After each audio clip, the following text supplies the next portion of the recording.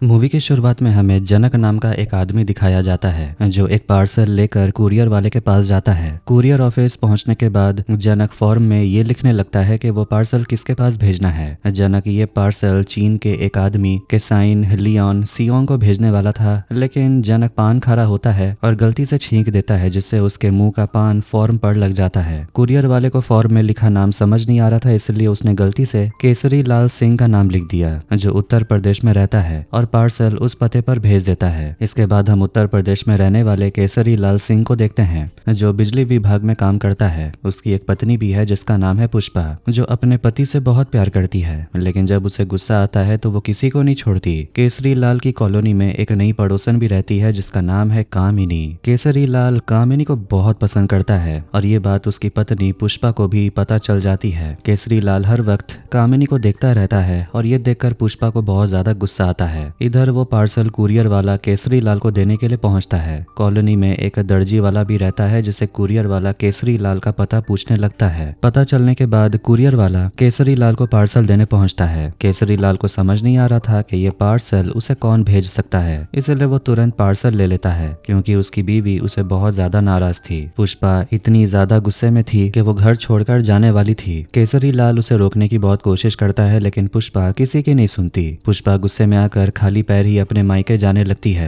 केसरी लाल उसके लिए उसकी चप्पल लेकर आता है, लेकिन तभी वहां पर कामिनी भी आ जाती है और वो फिर से कामिनी को देखने लगता है। पुष्पा उसे देखकर और ज्यादा गुस्सा हो जाती है और गुस्से में आकर अपने मायके की ओर जाने लगती है। पुष्पा बस स्टैंड पहुंच जाती है और बस में बैठ जाती है। केसरी लाल अपनी बीवी को बहुत मनाने की कोशिश करता है, लेकिन वो नहीं मानती। इसीलिए केसरी लाल अपनी बीवी के लिए नारियल पानी लेने के लिए जाता है। जैसे ही वो नारियल पानी लेकर आता है, तभी सामने से कामिनी अपनी गाड़ी चलाकर जा रही होती है। केसरी लाल फिर से कामिनी की तरफ देखने लगता है और उसे देखकर पुष्पा और ज्यादा रोने लगती है और अपने मायके चली जाती है। केसरी लाल दुखी के मारे नदी किनारे आता है, जहां से उसे अपनी बीवी के साथ बिताए हुए पल याद आते हैं। उसके बाद जब केसरी लाल घर जा रहा होता है, उसे सामने एक बिल बोर्ड नजर आता है जिसमें लिखा हुआ था, गई है तो क्या हुआ, अपनी आजादी का आनंद उठाओ। केसरी लाल अपनी बीवी की फोटो बिल बोर्ड में देखने लगता है और उसे समझ आता है कि बीवी गई है तो क्या हो गया, अपनी आजादी जियो। केसरी लाल बहुत खुश होता है और वो अपनी खुशी मनाने के लिए फिल्म देखने थिएटर चला जाता है। तभी हम देखते हैं कि जनक अपने साथी के साथ केसरी का पीछा करने लगता है, क्योंकि जहां उसने पार्सल भेजना था वो गलती से केसरी के पास आ गया और वो अपना पार्सल लेने के लिए आया था। केसरी लाल ब्लैक में टिकट खरीदता है, जिससे वो खरीदता है उसका नाम चांगू है।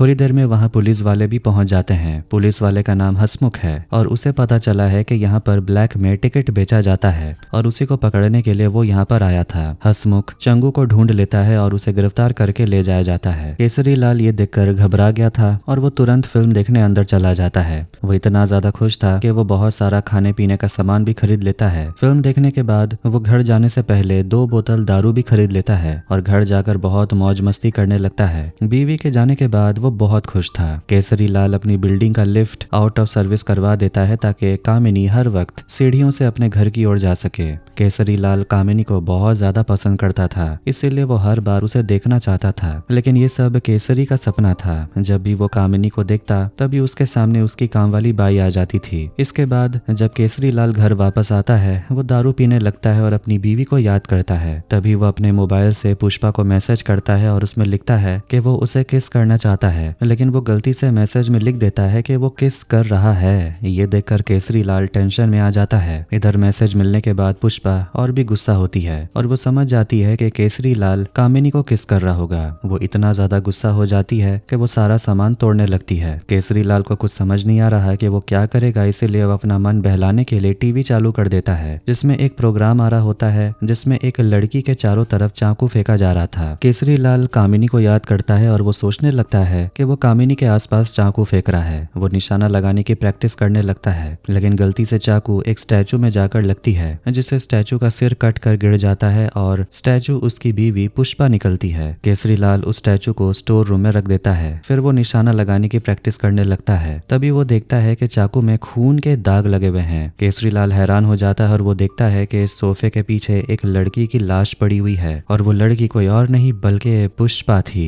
केसरी लाल फिर से हैरान होता है और वो सोचने लगता है कि पुष्पा तो अपने मायके में थी, तो ये लड़की यहाँ कैसे आ गई। इसीलिए वो अपनी बीवी पुष्पा को वीडियो कॉल लगाता है और देखता है कि उसकी पत्नी तो मायके में ही है और वो वो सोचने पर मजबूर होता है कि अगर उसकी बीवी मायके में है तो ये लड़की कौन है जो उसी की तरह दिखती है। केसरी लाल घबरा कर पुलिस को फोन कर देता है। थोड़ी देर के बाद पुलिस वाले भी वहां पर आते हैं और केसरी लाल को ही गिरफ्तार कर लेते हैं, लेकिन ये सब सपना था। केसरी लाल मदद मांगने के लिए अपने पड़ोसी के पास चला जाता है। उसका पड़ोसी फिर से पुलिस वाले को फोन कर देता है। इसके बाद पुलिस आने के बाद केसरी लाल को ही गिरफ्तार करके लेकर चली जाती है। तभी वहां पुष्पा आती है और अपने पति को गिरफ्तार होता देखकर वो वापस अपने मायके चली जाती है। लेकिन ये सब भी एक सपना था। केसरी लाल अपने पड़ोसी से मदद मांगता है, लेकिन वो फैसला करता है कि वो इस लड़की की बॉडी को ठिकाने लगाकर आएगा। इधर वो आधी रात को लड़की की बॉडी को एक बोरे में भर देता है और एक सुनसान इलाके में जाकर एक पुल के नीचे फेंक देता है। घर वापस आने के बाद केसरी लाल अपनी बीवी और बच्चों को बहुत याद करता है। इसके बाद वो अपने घर में लड़की के फैले हुए खून के धब्बों को साफ करने लगता है। ऐसे ही करते करते सुबह हो जाती है और सुबह होने के बाद उससे मिलने के लिए कामिनी उसके घर में आती है। वो उसके साथ नाचने गाने लगती है और उसके साथ इंटीमेट होने की कोशिश करती है, लेकिन ये सब तो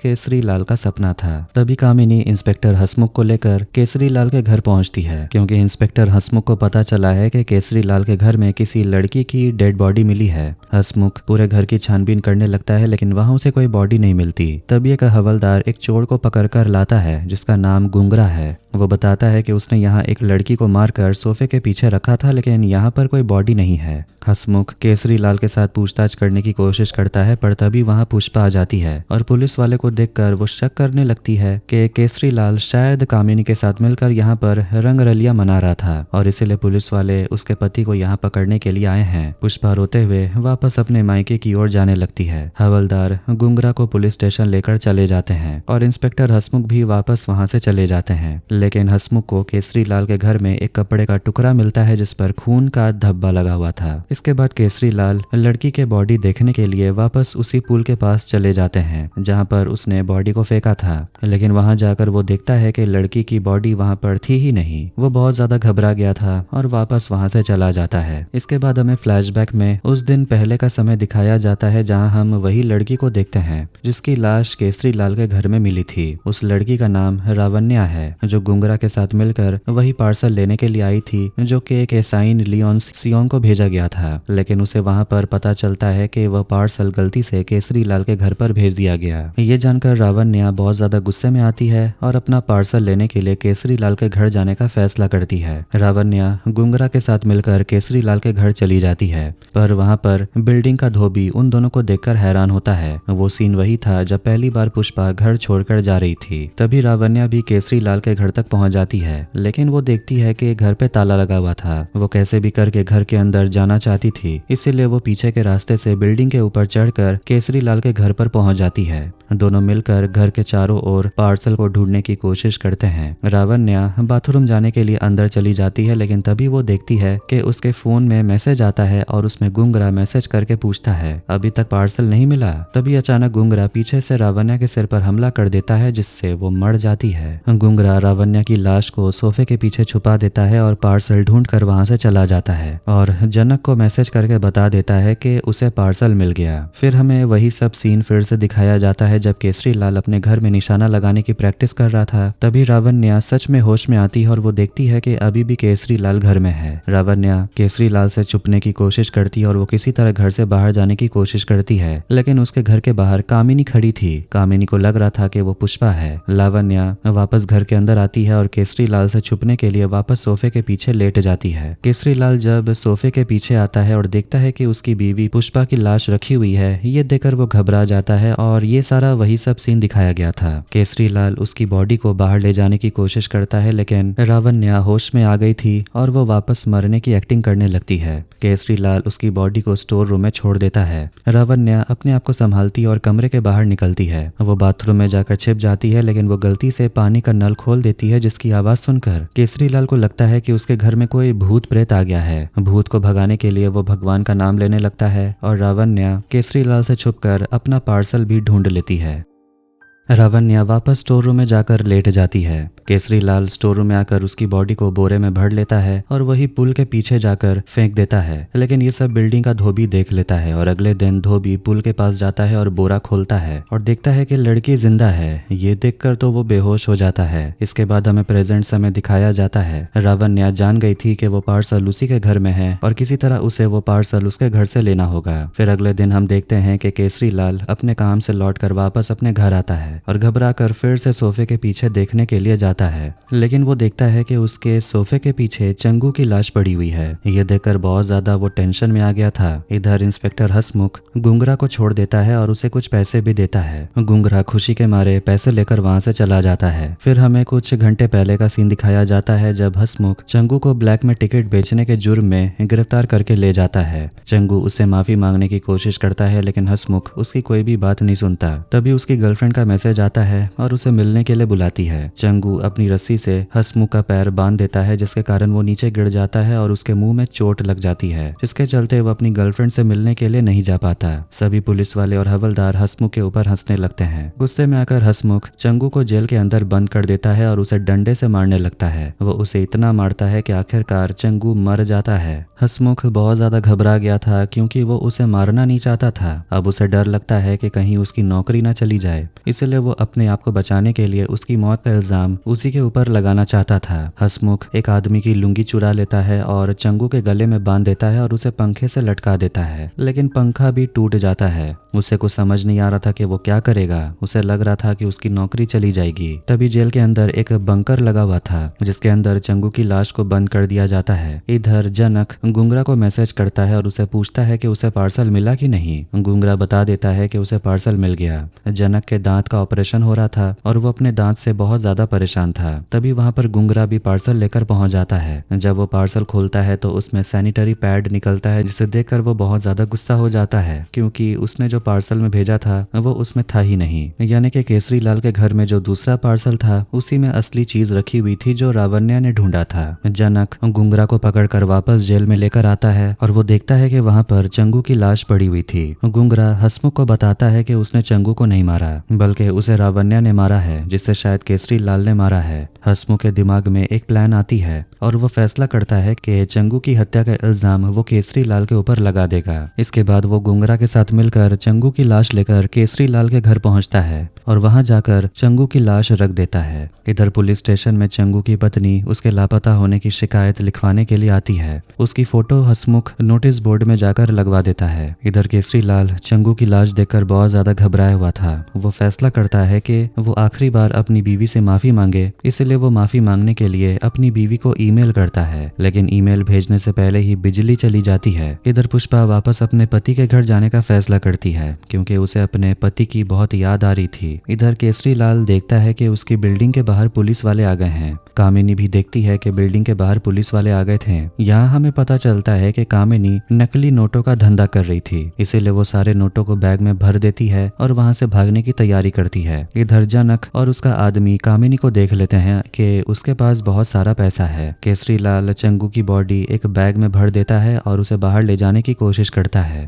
कामिनी का आदमी भी पैसों का बैग लेकर बाहर भागने की कोशिश करता है और वो भी वही बैग इस्तेमाल कर रहा था जिस तरह का बैग केसरी लाल इस्तेमाल कर रहा था। जनक गुंगरा के साथ मिलकर पार्सल लेने के लिए आता है और उसे इंस्पेक्टर हसमुख देख लेता है। जनक वहां से भाग जाता है लेकिन हसमुख गुंगरा से पूछता है कि तुम यहाँ क्या करने आए हो। गुंगरा बताता है कि वो यहाँ पर टॉयलेट करने आया था। ये सुनकर इंस्पेक्टर उसे यहाँ से जाने को बोलता है। रावन्या बिल्डिंग के पीछे वाले इलाके में आती है केसरी लाल के घर में घुसने के लिए, लेकिन वो देखती है कि केसरी लाल वहीं पर घूम रहा था। रावन्या छुपने की कोशिश करती है। केसरी लाल देख रहा था कि कोई उसका पीछा कर रहा है या नहीं। तभी वहाँ गुंगरा पहुंच जाता है और रावन्या गुंगरा को देखकर गुस्सा होती है क्योंकि उसने उसे मारने की कोशिश की थी। रावन्या गुंगरा को पीटने की कोशिश करती है लेकिन वो वहां से भाग जाता है। केसरी लाल पुलिस वाले को देखकर वहां से भाग जाता है। तभी वहां पर जनक आता है और वो गलती से पैसों वाला बैग समझकर केसरी लाल का बैग उठाकर वहां से भाग जाता है। थोड़ी देर बाद वहां पर पुष्पा भी आती है। धोबी वाला वहां पर आकर पुष्पा का बैग उठाकर अंदर लेकर आता है। तभी बिल्डिंग में काम करने वाली काम वाली बाई कामिनी का बैग लेकर नीचे आती है और लिफ्ट के सामने बैग छोड़कर चली जाती है। तभी वहां पर धोबी वाला भी पुष्पा का बैग लेकर आता है और वो उसका बैग अलमारी के ऊपर रख देता है और छुप जाता है। तभी वहां पर हसमुख आता है। लिफ्ट बंद होता है। वो सीढ़ी के ऊपर जाने लगता है। तभी कामिनी का आदमी आता है और पैसों से भरा बैग लेकर चला जाता है, लेकिन वो धोबी वाला पकड़ा जाता है।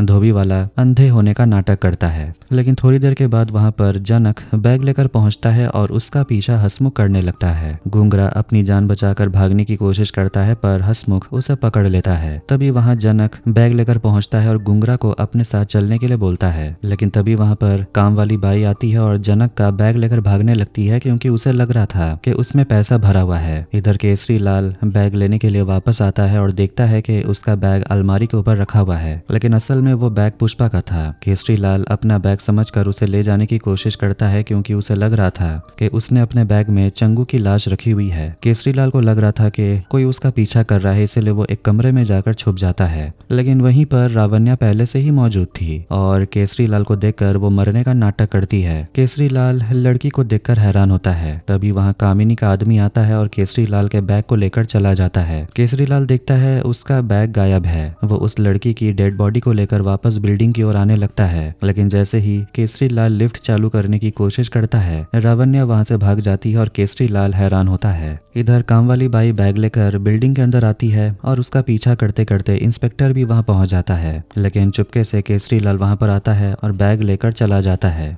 इधर जनक और गुंगरा दोनों पीछे के रास्ते से केसरी लाल के कमरे के अंदर जाने की कोशिश करते हैं। केसरी लाल बैग लेकर बिल्डिंग के बाहर आता है और देखता है कि उसकी पत्नी वापस आ गई है। पुष्पा अपने पति को देखकर बहुत खुश होती है और बैग लेकर वापस बिल्डिंग के अंदर जाने लगती है। इधर जनक और गुंगरा दोनों केसरी लाल के कमरे के बाहर आते हैं और उन दोनों को पार्सल मिल जाता है। केसरी लाल अपनी बीवी को लेकर अपने घर की तरफ जाने लगता है, पर तभी वहां कामिनी आती है और उसका बैग लेकर भागने लगती है, क्योंकि उसे लग रहा था कि उसमें उसका पैसा रखा हुआ है। रावन्या भी बिल्डिंग के अंदर पहुंच जाती है और वो पुष्पा को दौड़ते हुए देख लेती है। तभी यहाँ हमें पता चलता है कि रावन्या और पुष्पा दोनों जुड़वा बहनें हैं। थोड़ी देर के बाद वहां पर सीआईडी के लोग आते हैं। पुष्पा और कामिनी के बीच लड़ाई होने लगती है। दोनों बैग के लिए लड़ते हैं। केसरी लाल अपनी बीवी को बचाने की कोशिश करता है, लेकिन वो सीढ़ियों से नीचे गिर जाता है। कामिनी अपना बैग लेने की कोशिश करती है, लेकिन बैग खुल जाता है और उसमें रखा हुआ सारा पैसा नीचे गिरने लगता है। पुष्पा अपने आप को संभाल नहीं पाती और वो खिड़की से नीचे लटक जाती है। कामिनी अपने पैसों को इकट्ठा करने में लग जाती है और केसरी लाल अपनी बीवी को बचाने के लिए ऊपर आता है,